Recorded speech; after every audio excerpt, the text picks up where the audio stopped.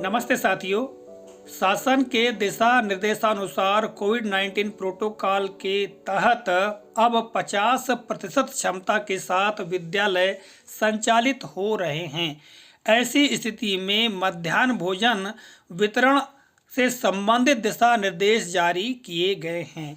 आइए दिशा निर्देश का अवलोकन करते हैं। जैसा कि आप इस स्लाइड में देख पा रहे हैं, प्रधानमंत्री पोषण शक्ति निर्माण पीएम पोषण द्वितीय तल विंध्याचल भवन भोपाल का यह पत्र और यह पत्र 2 दिसंबर 2021 को जारी किया गया है। और साथियों, इस पत्र की विषय वस्तु है प्रधानमंत्री पोषण शक्ति निर्माण पीएम पोषण योजना अंतर्गत गर्म पका हुआ भोजन वितरित किए जाने के संबंध में। और यहाँ संदर्भ दिए गए हैं और संदर्भ के अंतर्गत 3 पत्रों का हवाला दिया गया है। आइए साथियों, विवरण का अवलोकन करते हैं। जैसा कि आप यहाँ पर देख पा रहे हैं, संदर्भित पत्र क्रमांक 1 के माध्यम से भारत शासन द्वारा प्रधानमंत्री पोषण शक्ति निर्माण पीएम पोषण योजना अंतर्गत गर्म पका हुआ भोजन प्रदान किए जाने हेतु लेख किया गया है। इस कार्यालय द्वारा जारी संदर्भित पत्र क्रमांक 3 से प्रदेश अंतर्गत शालाओं में लक्षित छात्रों को गर्म पका हुआ भोजन वितरण किए जाने के निर्देश दिए गए थे। साथियों, जैसा कि हम सभी को ज्ञात है, शासन के द्वारा दिशा निर्देश दिए गए हैं कि विद्यार्थियों को अब गर्म और पका हुआ भोजन वितरित किया जावे।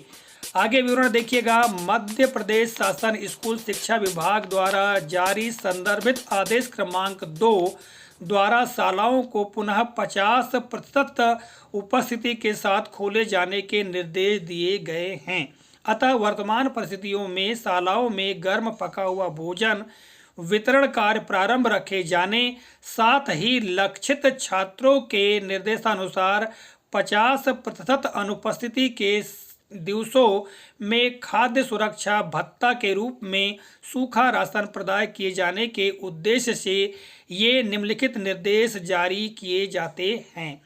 साथियों, जैसा कि हम सभी को ज्ञात है, कोविड-19 प्रोटोकॉल को ध्यान में रखते हुए पुनः स्कूल शिक्षा विभाग द्वारा पत्र जारी किया गया है और उस पत्र में 50% क्षमता के साथ विद्यालय संचालित किए जाने के निर्देश दिए गए हैं। और इस पत्र में कहा गया है कि ऐसे निर्देश के पश्चात अब 50% अनुपस्थिति जो रहेगी विद्यार्थियों की, तो उसके संबंध में विद्यार्थियों को खाद्य सुरक्षा भत्ता के रूप में सूखा राशन प्रदान किया जाना है, जिसके बारे में 2 बिंदु दिए गए हैं। पहला बिंदु है, शाला में कुल दर्ज संख्या के मान से गणना अनुसार कुल खाद्यान्न का 50% समस्त दर्ज छात्रों में वितरित किया जाएगा एवं इसी प्रकार कुल दर्ज छात्र संख्या के मान से भोजन पकाने की लागत राशि का 50% भी छात्रों में डीबीटी के माध्यम से वितरित किया जाएगा। साथियों, इस पहले बिंदु में स्पष्ट कर दिया गया है कि 50% जो खाद्यान्न है अब विद्यार्थियों को प्रदान किया जाएगा। अर्थात विद्यार्थी आधे दिन आएंगे, आधे दिन नहीं आएंगे, मतलब आधे विद्यार्थी आएंगे और आधे विद्यार्थी नहीं आएंगे। तो ऐसी स्थिति में जो मध्याह्न भोजन है वो 50% सूखा विद्यार्थियों को प्रदान किया जाएगा और जो भोजन पकाने की जो लागत राशि है उसका भी 50% जो है वो डीबीटी के माध्यम से बच्चों को वितरित किया जाएगा।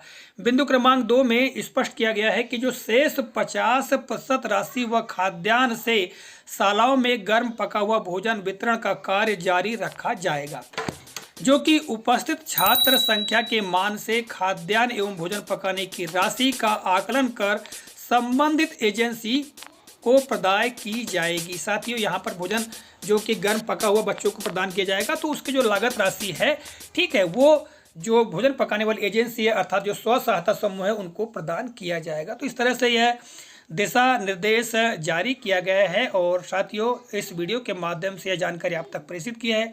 आशा करता हूं जानकारी उपयोगी लगी होगी। मिलेंगे अगले कालखंड में किसी नए प्रकरण, नई जानकारी को लेकर। तब तक के लिए जय हिंद।